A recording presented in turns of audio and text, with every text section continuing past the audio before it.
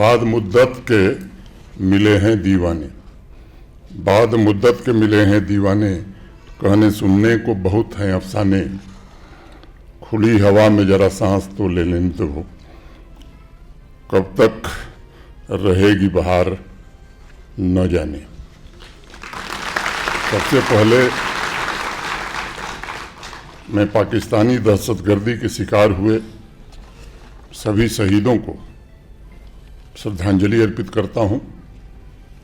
उनके निकटतम परिजन जो आज हमारे बीच उपस्थित हैं, मैं उन्हें नमन करता हूं। जम्मू कश्मीर पुलिस, भारतीय सेना, सीएपीएफ की शूरवीरता को भी सैल्यूट करता हूं। अभी हाल ही में 28 जुलाई को ऑपरेशन महादेव के दौरान 3 पाकिस्तानी आतंकवादियों को मार करके पहलगांव में हुए नृशंस हत्या का बदला लेने का काम हमारे शूरवीरों ने किया। उससे पहले मई में ऑपरेशन सिंदूर के दौरान पाकिस्तान के अंदर 9 आतंकी ठिकानों, 11 सैन्य ठिकानों और 100 से ज़्यादा अधिक पाकिस्तानी आतंकवादियों को समाप्त करके हमारी आर्म फोर्सेस ने पूरी दुनिया को संदेश दिया था, जैसा माननीय प्रधानमंत्री जी ने कहा कि भारत अब किसी भी टेरर एक्ट को एक्ट ऑफ वार मानेगा और अगर हमारे नागरिकों का खून बहेगा तो पड़ोसी को उसकी भारी कीमत चुकानी पड़ेगी। आपने अभी इसी सभागार में उन पीड़ितों की जुबानी सुनी है। 3 दशक तक आतंकवादी मुल्क ने आम जम्मू कश्मीर के निवासियों का लहू बहाया। अनेक परिवार आज इस सभागार में मौजूद हैं। वक्त गुजरता गया लेकिन उनका दर्द नहीं गुजर सका। मैं मानता हूं जो पीड़ा आपने झेली है उसे शब्दों में बयां करना ये बड़ा कठिन काम है। जो तकलीफ़ें, जो मुश्किलें आपको उठानी पड़ी हैं उसकी तुलना नहीं की जा सकती। आज भी जब हम में से अनेक लोग टेरर विक्टिम फैमिली से मिलते हैं तो उनके चेहरे पर जो जख्म दिखाई पड़ता है वो किसी को भी दर्द देता है। इंसाफ का इंतजार करते करते अनेक बुजुर्गों की आंखें बंद हो गई, सांसें रुक गईं। पूरा देश जान गया है कि इंसाफ के लिए आप सबने बहुत लंबे समय तक धैर्य और सब्र रखा, लेकिन अब वो इंतज़ार खत्म हो गया है। संयोग से आज 5 अगस्त की तारीख है। मैं मानता हूं कि 5 अगस्त जम्मू कश्मीर के इंसाफ की तारीख है। आज से ठीक 6 साल पहले भारत के आदरणीय प्रधानमंत्री श्रीमान नरेंद्र मोदी जी की दृढ़ राजनीतिक इच्छा शक्ति के कारण एक फैसला हुआ और जम्मू कश्मीर के पूर्ण एकीकरण के 72 वर्षों का इंतजार पूरा हुआ। एक व्यवस्था जो भेदभाव से भरी हुई थी, उस व्यवस्था को समाप्त करने का आरंभ हुआ और काफी हद तक अब वो भेदभाव वाली व्यवस्था समाप्त हो गई है। मैं बार बार कहता हूं कि 5 अगस्त 2019 के बाद एक नए जम्मू कश्मीर का जन्म हुआ। कई लोग इससे सहमत नहीं होते हैं। लोकतंत्र में सबको आज़ादी है अपनी अपनी बात कहने का। मैं मानता हूं कि दशकों के अंधेरे को हटाकर उस दिन एक ऐसा जम्मू कश्मीर उभर कर सामने आने के लिए तत्पर था जिसकी नज़रों में स्वर्णिम भविष्य के सपने दिखाई पड़ रहे थे। एक ऐसा जम्मू कश्मीर उस दिन पैदा होने के लिए आतुर था जिसकी रग रग में तरक्की के लिए अपराजित पौरुष भरा हुआ था। एक ऐसा जम्मू कश्मीर हमारे सामने आ रहा था जिसमें हर एक बासिंदा को बराबरी का हक मिला था, कोई भेदभाव नहीं था। और उस दिन ये तय हुआ था कि भारतवर्ष के सभी नागरिकों को जिन सुविधाओं का लाभ देश के बाकी हिस्से में मिलता है वो सारी सुविधाएं जम्मू कश्मीर के नागरिकों के लिए भी उपलब्ध रहेंगी, मिलेंगी। आप लोग जानते हैं कि सैकड़ों ऐसे कानून थे जो देश की संसद ने बनाए थे। भारतवासियों को जो देश के दूसरे हिस्सों में रहते थे उनकी तरक्की के लिए वो काम में लाए जाते थे। वो कानून पूरे देश में लागू थे, लेकिन जम्मू कश्मीर में लागू नहीं थे। 6 वर्ष पहले आज ही के दिन 890 से ज़्यादा ऐसे कानून और उनका लाभ जम्मू कश्मीर के लिए सुनिश्चित हो, इसका मार्ग प्रशस्त हुआ था।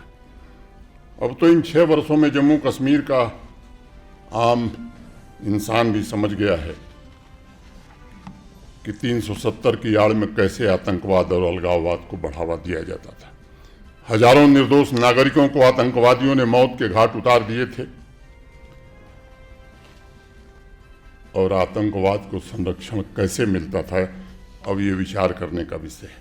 सीमा पार से आतंकी मुल्क पाकिस्तान और यहाँ कश्मीर में मौजूद टेरर इकोसिस्टम का प्रोपेगेंडा चलाने वाले लोग ये उतने ही जिम्मेदार हैं जितना पाकिस्तान जिम्मेदार है। ऐसे तत्व 5 अगस्त 2019 के बाद उनकी उल्टी गिनती शुरू हो गई थी। आप लोगों का भाग्य जिस टेरर इकोसिस्टम के हाथों में कैद था, 5 अगस्त को उसे रिहा करके आपके हाथों में सौंपने का काम भारत की सरकार ने किया। हजारों ऐसे परिवार जिनके माँ बाप भाई बहन पाकिस्तान समर्थित आतंकवादियों के हाथों शहीद हुए थे, उन्हें 5 अगस्त को एक नया जीवन मिला। अनेक ऐसे परिवार थे जो 3 दशक से खौफ के साये में जी रहे थे, जीने की उम्मीद छोड़ दिया था, उन्हें अब जीवन के में उम्मीद की पहली किरण नजर आ रही है। मैं जानता हूं आप सभी इस नए जम्मू कश्मीर का इंतजार कर रहे थे। कुछ लोग इस परिवर्तन की तरफ आंख मूंद कर बैठे हैं, पूछते हैं कि यह नया क्या है जम्मू कश्मीर में। मैं उनसे कहना चाहता हूं कि नया जम्मू कश्मीर वह है जहां वह आतंकवादियों की नहीं बल्कि जम्मू कश्मीर के असली शहीदों को नौकरी दी जाती है, उनको नौकरी नहीं दी जाती। नया जम्मू कश्मीर वह है जहां आतंकवादियों के मरने पर आंसू नहीं बहाए जाते बल्कि आम कश्मीरियों के आंसू पोंछने का इंतजाम जम्मू कश्मीर का प्रशासन करता है। नया जम्मू कश्मीर वह है जहां सरकारी सिस्टम में बैठे आतंकी तत्वों की चुन चुन कर सफाई करने का काम जम्मू कश्मीर का प्रशासन करता है और टेरर विक्टिम फैमिलीज के दशकों से भरे जख्म पर मरहम लगाकर उन्हें नौकरी और आर्थिक सहायता देने का काम करता है। नया जम्मू कश्मीर वह है जहां अलगाववादियों को नहीं बल्कि आम कश्मीरियों को गले लगाया जाता है। नया जम्मू कश्मीर वह है जहां बच्चों के हाथों में पत्थर नहीं अब कलम है। नया जम्मू कश्मीर वह है जहां पूरे वर्ष स्कूल कॉलेज यूनिवर्सिटी खुले रहते हैं। नया जम्मू कश्मीर वह है जहां बंद और हड़ताल का कैलेंडर पाकिस्तान नहीं जारी करता बल्कि नेशनल और इंटरनेशनल कार्यक्रमों के कैलेंडर जम्मू कश्मीर का प्रशासन जारी करता है। नया जम्मू कश्मीर वह है जहां हमारा युवा इनोवेशन और रिसर्च में नई उपलब्धियां हासिल कर रहा है। नया जम्मू कश्मीर वह है जहां हमारा युवा अब स्ट्रीट वायलेंस नहीं बल्कि स्टार्टअप्स पर फोकस कर रहा है। नए जम्मू कश्मीर में अब अलगाववाद नहीं बल्कि भारत माता के जयघोष के नारे गूंजते हैं। मुझे याद है आज से 3 साल पहले 4 साल पहले पुलवामा के उन गांवों में जहां पुलिस और प्रशासन पहुंच नहीं पाते थे, विकास का काम नहीं होता था, वहां से हजारों की संख्या में नौजवान भारत का तिरंगा लेकर के निकले थे। एक पुरानी कहावत है, सोते हुए इंसान को जगाना बहुत आसान काम है, लेकिन जो सोने का नाटक कर रहा हो उसे जगाना बड़ा मुश्किल होता है। जो लोग सोने का नाटक कर रहे हैं उन्हें शायद यह भी दिखाई नहीं पड़ा होगा कि दशकों बाद टेरर विक्टिम फैमिलीज के साथ इंसाफ का रास्ता प्रशस्त हुआ है। उनके आंसू पोंछे जा रहे हैं। मैं समझता हूं कि जम्मू कश्मीर में पहले जो असंभव था उसे संभव बनाने का काम भारत के आदरणीय प्रधानमंत्री जी ने किया है और विशेष रूप से अमृतकाल की पीढ़ी के लिए उन्होंने एक ऐसी व्यवस्था दी है जम्मू कश्मीर में जो यहाँ के युवाओं की आकांक्षाओं महत्वाकांक्षाओं और सपनों को पूरा कर सके। मैं जानता हूँ टेरर विक्टिम फैमिलीज तक पहुँचने में वक्त लगा है, मैं इसके लिए क्षमा भी चाहता हूँ, लेकिन इसका सबसे बड़ा कारण था ये बचे खुचे अलगाववादी तत्वों के डर के कारण अनेक परिवार अपना दर्द खुल करके बयां नहीं करते थे। अचानक पिछले वर्ष मैं आभारी हूं save youth save future foundation के युवा साथियों का। उन्होंने मुझसे कहा कि कुछ टेरर विक्टिम फैमिलीज आपसे मिलना चाहती है। ये नौजवान वॉलंटियर्स ने एक कार्यक्रम रखा। राजभवन में ऐसे 150 परिवार आए और आप लोगों की कहानी, आप लोगों के संघर्ष और आप लोगों की दुख की तकलीफ को मैंने समझने की कोशिश की। समझ नहीं पा रहा था। उस दिन मेरे ध्यान में ये बात आई कि किसी एक व्यक्ति की आतंकवादियों ने हत्या कर दी थी। उसकी पत्नी को गृह मंत्रालय द्वारा अनुमन्य आर्थिक सहायता दे दी गई। 3 बच्चे थे, एक को नौकरी मिल गई। उस बच्चे की शादी हो गई, वो अपनी बीवी बच्चों के साथ अलग हो गया। 2 भाई बड़ी खराब स्थिति में थे।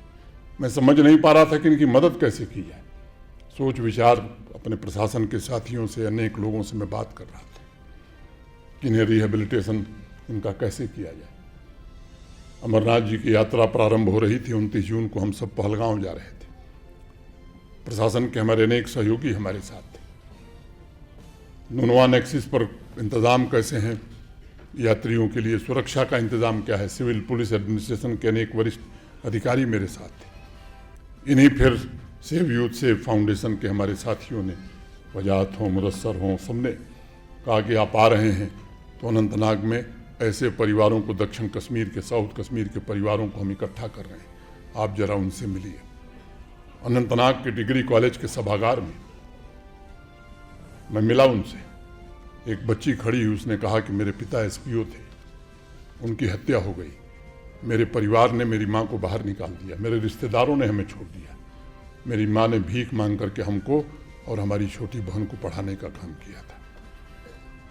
एक और टेरर विक्टिम फैमिली का एक साथी खड़ा हुआ, उसने कहा कि मैं थाने पर दौड़ते दौड़ते थक गया, मेरे पिता को दिन दहाड़े आतंकवादियों ने मार दिया था, पुलिस में एफआईआर नहीं हुई। एक तीसरे ने मुझे बताया कि केवल मेरे पिता की हत्या नहीं की गई, मेरा घर और मेरी ज़मीन सब कुछ आतंकवादियों ने जब्त कर लिया और मैं दौड़ता रह गया, खाली नहीं हुआ।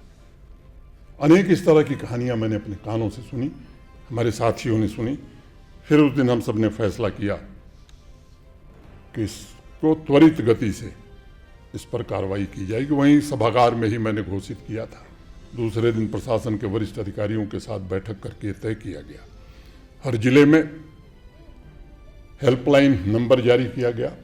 और मैं आभारी हूं अपने सिविल और पुलिस एडमिनिस्ट्रेशन के सभी साथियों का, जिन्होंने बहुत कम समय में तत्परता के साथ, पूरी शिद्दत के साथ, मानवीय संवेदना के साथ 13 जुलाई को 40 लोगों को नियुक्ति पत्र बारामूला में, फिर 28 जुलाई को 80 लोगों को जम्मू में और आज 158 लोगों को श्रीनगर में। ये केवल नियुक्ति पत्र नहीं, हमारे होम सेक्रेटरी और उनकी पूरी टीम ने मिलकर के एक पोर्टल बनाया है। उस पोर्टल में ऐसे सभी लोगों के नाम दर्ज हो रहे हैं। एफआईआर नहीं हुई है तो वो भी होगी, प्रॉपर्टी अगर हड़प लिया है तो वो भी दिलवाया जाएगा, नौकरी नहीं मिली है जो वाजिब है, मैं सब दोहरा रहा हूँ, जो वास्तव में वाजिब हकदार है उसे नौकरी भी मिलेगी, जिसे आर्थिक सहायता नहीं मिली उसे आर्थिक सहायता भी मिलेगी। और एक प्रशासन के हमारे वरिष्ठ साथियों ने फैसला किया कि इन परिवारों से अगर कोई सेल्फ एम्प्लॉयमेंट के लिए आगे आना चाहता है तो उन्हें आर्थिक सहायता और उनकी होल्ड हैंडिंग भी जम्मू कश्मीर प्रशासन करेगा। और तेज गति से काम हो रहा है। 29 जून को जिस बच्ची ने अपनी कहानी बताई थी, यास्मीना नाम है उसका, 17 जुलाई 2002 को हपटनाड ऐस मुकाम के रहने वाले उसके पिता एसपीओ मोहम्मद अयूब खान आतंकी हिंसा के शिकार हो गए। देश सेवा में उन्होंने जब शहादत दी तब उनकी 2 बेटियां, एक 3 साल की थी, एक 1 साल की थी। आज उनकी बड़ी बेटी यास्मीना और उनकी मां श्रीमती रशीदा बानो हमारे बीच मौजूद हैं। मोहम्मद अयूब की मौत के बाद परिवार को सिर्फ सामाजिक बहिष्कार का ही सामना नहीं करना पड़ा, बल्कि उनके सामने जीवन गुजारने का संकट खड़ा था। उन्हें अपना घर छोड़ना पड़ा। 15 साल तक परिवार संकट झेलते हुए अपना गुजर बसर करता रहा।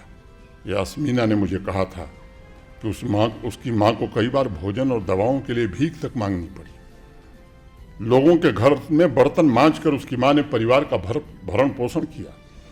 इतने कष्ट और संघर्ष के बावजूद माँ ने सुनिश्चित किया कि दोनों बेटियों को बेसिक एजुकेशन प्राप्त हो और आज यास्मीना को सरकारी नौकरी का पत्र यहाँ मिला है।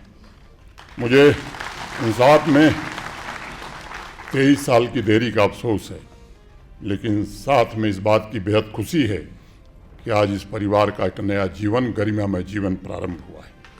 अनंतनाग में यास्मीना जैसे अनेक परिवारों के दर्द सुनने के पश्चात ही ये निर्णय हुआ था। जस्टिस और जॉब्स, ये केवल जॉब्स नहीं है, ये जस्टिस भी है। और इतने कम समय में, मैंने पहले भी कहा कि प्रशासन के साथियों ने जिस शिद्दत और संवेदनशीलता से काम किया है वो निश्चित रूप से काबिल तारीफ है। ये सिलसिला अब रुकने वाला नहीं है। जिनके अजीज आतंकियों की गोली के शिकार हुए हैं उन्हें चिंता करने की जरूरत है। उनकी चिंता करने के लिए भारत के प्रधानमंत्री श्रीमान नरेंद्र मोदी ने एक अच्छी व्यवस्था जम्मू कश्मीर में बनाई है। अब ये सिलसिला निरंतर चलता रहेगा और मैं आपको अपने साथियों के साथ भरोसा देना चाहता हूं कि जब तक आतंकियों के जुल्म के शिकार के हर एक परिवार को इंसाफ नहीं मिलता है, ये डिस्ट्रिक्ट हेल्पलाइन हो, डिविजनल हेल्पलाइन हो या हमारी पोर्टल हो, हम ऐसे परिवारों की जानकारी भी लेते रहेंगे और उन्हें न्याय और मदद भी देते रहेंगे। हर एक जेन्युइन केस को इंसाफ मिले और यही नहीं, दोषी को सजा मिले, इसका भी बंदोबस्त जरूर किया जाएगा।